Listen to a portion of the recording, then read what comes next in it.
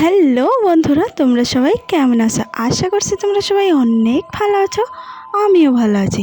তো আজকে আমি চলে এসেছি আমার যে নতুন ঘর যে বানানো হচ্ছে সে তারই উপরে।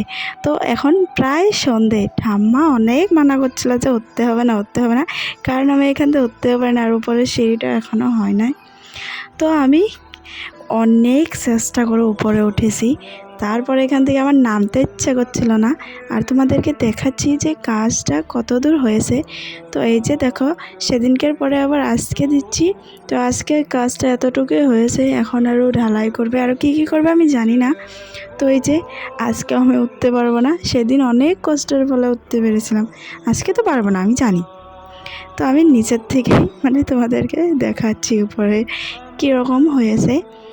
তো এই যে দেখো, এই সিঁড়িটা হয়েছে জাস্ট এখান দিয়ে এতটুকু উঠতে পেরেছি, আমার দ্বারা আর সম্ভব না, অসম্ভব।